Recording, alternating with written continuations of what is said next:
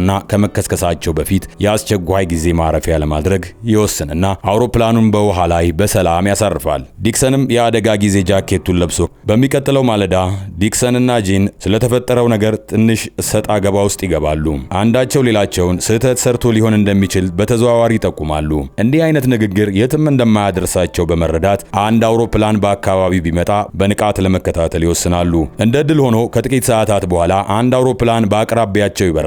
ነገር ግን ሸሚዛቸውን አውልቀው እየጮሁ ቢያውለበልቡም ሊያያቸው አልቻለም። አውሮፕላኑ ብዙም ሳይቆይ ይሄዳል። እናም ዲክሰን ይህ ብቸኛ ዕድላቸው እንደነበረ ይናገራል። አውሮፕላኑ ሳጥን ፍለጋ ላይ እንደነበረና ጠላት ወደሚገኝበት ክልል ለመግባት የያዘውን አቅጣጫ ሊቀይር አይችልም። ጦርነቱ ከሶስቱ ወታደሮች የበለጠ አስፈላጊ ነው። የአሰራር ሂደቱም የታወቀና ግልጽ ነው። ዲክሰን ስለ ህልውናቸው በማሰብ በአንድ እዝ ስር እንዲመሩ ጀልባዋ የአሜሪካን ባህር ኃይል መርከብ እንደሆነችና እሱም ካፒቴኑ እንደሆነ ይናገራል። ስለዚህ ቶኒና ጂን ትዕዛዙን ይከተላሉ። አሁን በአንድ እዝ ስር ይተዳደራሉ። በኪሳቸው ውስጥ ያለውን ነገርም መፈተሽ ይጀምራሉ። ግን ብዙም አይደለም። አብዛኛው እንደ ሽቦ ያሉ ጥቂት መሳሪያዎችና ተራ ነገሮች ናቸው። በተጨማሪም ባዶ የውሃ ከረጢት አላቸው። ጀልባዋን የመቁረጥ አደጋን ለማስወገድ ዲክሰን በኪሱ እንዲያስቀምጠው ያዘዘው ቢላም አለው። ጀልባዋን ለመጠበቅና እንዳትተነፍስ ለማድረግ ዲክሰን ጫማቸውን አውልቀው ወደ ውቅያኖስ እንዲጠሉ ያዛቸዋል። ነገር ግን የራሱን ጫማ ባለመጣሉ ጂንን ያበሳጨዋል። ወታደሮቹ የብቸኝነት ስሜት እንዳያሳብዳቸው በሙሉ አቅማቸው ሲጥሩ ሰዓታትና ቀናት እያለፉ ይሄዳሉ። ስለተለያዩ ርዕሰ ጉዳዮች ይወያያሉ። አንዳንዴም ለመዝናናት ይዘምራሉ። ቶኒ ሽጉጡን ያለማቋረጥ ያጸዳል። ድንቅ ጥንዶች እንደሚሆኑ በማሰብ ጂንን ለእህቱ እንደሚያስተዋውቀውም ቃል ገብቶለታል። ቀኑ ላይ ፀሐይ በጣም ስለሚሞቅ ልብሳቸውን ቀስ በቀስ ያወልቃሉ። ቆዳቸው ውሃ መቋጠር ጀምሯል። ምሽቶቹ ብርዳማ ናቸው። እናም ሲተኙ፣ ሲሰጥሙ ወይም በዚህ ሁኔታ ውስጥ ያስገባቸው ሊሆን የሚችልን ስህተት በመስራታቸው የጥፋተኝነት ስሜት ሲሰማቸው በቅዠት ያያሉ። ሶስቱም በአንድ ጊዜ አይተኙም። አውሮፕላን ወይም ደሴት ምናልባት ካገኙ ሁልጊዜም አንዱ ነቅቶ ይጠብቃል። ዲክሰን ከነዚህ ጥበቃዎች በአንዱ ሽንቱን በራሱ ጫማ ውስጥ ሸንቶ የአንስ ጥሙን በትንሹ ለማርካት ሲል የራሱን ሽንት ለመጠጣት ይወስናል። አንድ ማለዳ ጥሩ ነፋስ በጀልባዋ ላይ ሲንቀሳቀስ ዲክሰን የት እንደሚሄዱ ግምታዊ ሐሳብ ለማግኘት አንዳንድ ስሌቶችን ያደርጋል። አንዳንድ ደሴቶች ላይ ሊደርሱ የሚችሉበት እድልም አለ። ነገር ግን ይህ ከመሆኑ በፊት ሳምንታት ሊወስድ ይችላል። ስለዚህ ጂን በረሃብ ከመሞት ለመዳን አሳ ለማጥመድ ይወስናል። በአንዳንድ ሽቦዎችና ገመዶች መንጠቆ ይሰራሉ። እናም ወደ ባህር ውስጥ ይጥላሉ። ነገር ግን የሚነክሰው ማንኛውም ነገር ጠንካራ ነው። ቶኒ ጂንን ወደ ኋላ እንዲጎትተው መርዳት አለበት። እናም በመጨረሻ የገመዱን ጫፍ ሲመለከቱ መንጠቆ ጠፍቷል። ይህም በአካባቢው አንዳንድ አደገኛ ፍጥረታት እንዳሉ ያመላክታቸዋል። ነገር ግን ጂን ተስፋ አይቆርጥም። እናም እንደ አስፈላጊነቱ በውሃ ውስጥ በመተው እንደገና ይጥለዋል። በመጨረሻ ግን ሙቀቱ በጣም ስላየለባቸው ላይፍ ጃኬቱን ለብሶ ሰውነቱን ለማቀዝቀዝ ከጀልባው ላይ ይዘላል። ቶኒ ሊከተለው ይፈልጋል። ነገር ግን ዲክሰን ደህንነታቸውን ለመጠበቅ አንድ በአንድ ማድረግ እንዳለባቸው ይነግራቸዋል። እነዚህ ውሃዎች ሻርኮች እንዳሉባቸውም ያስታውሳቸዋል። ይህም ጂንን ወደ ጀልባው በፍጥነት እንዲመለስ ያነሳሰዋል። ቶኒ ደግሞ ከሁሉም በኋላ የመዝለል ሐሳቡን እንዲሰርዝ ያደርገዋል። ሻርኩን በመፍራት ቀናት እያለፉ ሲሄዱ በሰዎቹ መካከል ያለው ውጥረት እየጨመረ ይሄዳል እና የዲክሰን ጥርጣሬ በሁኔታው አንድን ሰው ለመወንጀል እንደሚፈልግ ያህል ወታደሮቹን በአውሮፕላኑ ላይ ምን እንደተፈጠረ ደጋግሞ እየጠየቀ ያፋጥጣቸዋል። የውሃ ጥማትም ችግር መሆን ጀምሯል እና ቶኒ ቢያንስ አንድ ጉንጭ የባህር ውሃ መጎንጨት እንደሚችል ያስባል። ነገር ግን ዲክሰን ሞኝነት ከመስራቱ በፊት ያስቆመዋል። ምን ያህል ተጨማሪ ጫማዎችን በቢጫ ነገሮች እንደሚሞሉ አስተያየት እየሰጠ ያለ ጂን በድንገት የዲክሰን ድል አድራጊ ጩኸት ያቋርጠዋል። በኪሱ ውስጥ ቀደም ሲል ያላስተዋለውን እርሳስ አግኝቷል። አሁን ካርታ መሳልና ወደ የትኛው አቅጣጫ እንደሚሄድ መከታተል ይችላል። ወደ ደሴቱ መድረስ ከፈለጉ ነፋሱ እንዲረዳቸው ያስፈልጋል። አንድ የህይወት ጃኬት፣ አንዳንድ ገመድና አንዳንድ ሽቦዎችን በመጠቀም የባህር መልህቅ ይሰራሉ። በዚህ መንገድ ነፋሱ ከተቀየረ በተሳሳተ መንገድ እንዳይነዳቸው መከላከል ይችላሉ። ሌላው ችግር የሆነባቸው የውሃ ጥማታቸው ነበር። ጂን መጸለይና እግዚአብሔር ዝናብ እንዲሰጣቸው እንዲለምኑ ያስተምራቸዋል። ማታ ላይ ጸሎታቸው ምላሽ አግኝቶ ዝናብ ይዘንብና የጸሎታቸውን መልስ ይቀበላሉ።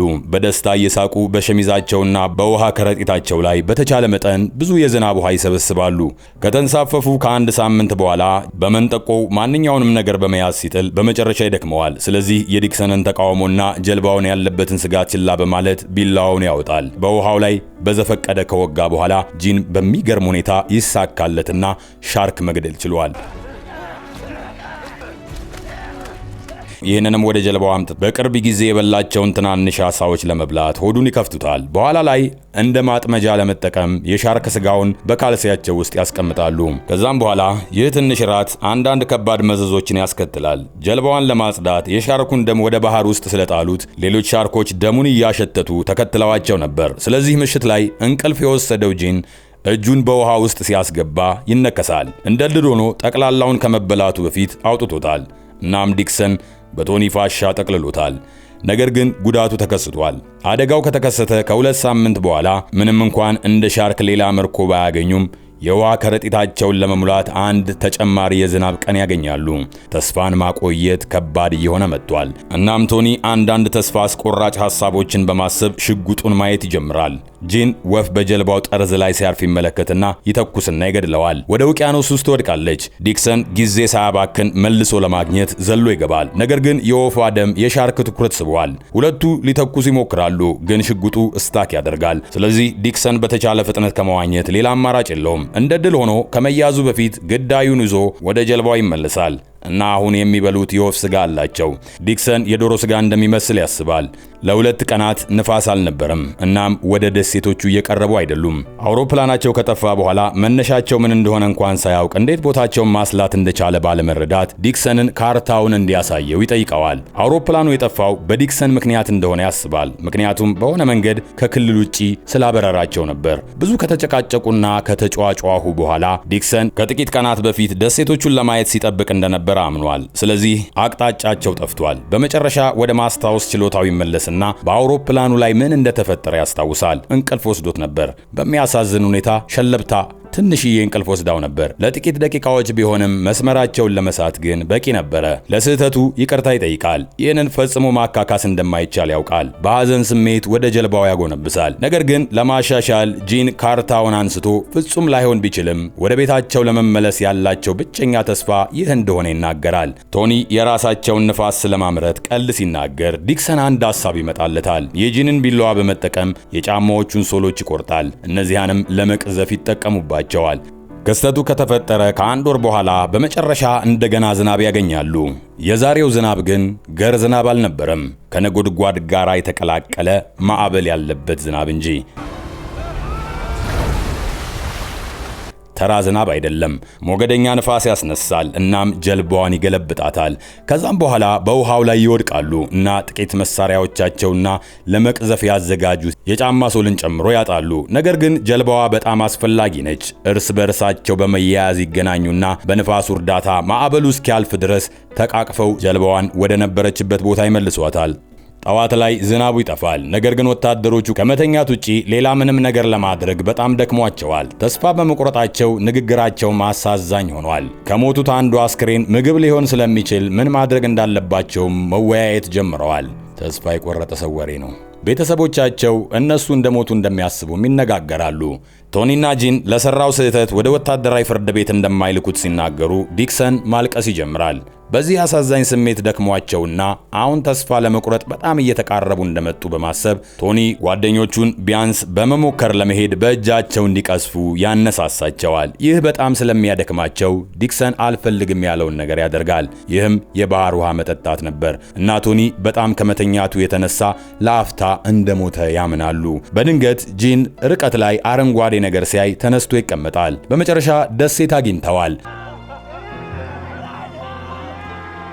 በጠላት ተይዞ እንደሆነ ግድ አልሰጣቸውም እና እንባቸውን እያነቡ ወደ ባህር ዳርቻው እስከሚደርሱ ድረስ በእጃቸው የሞት ሽረታቸውን መቅዘፍ ይጀምራሉ።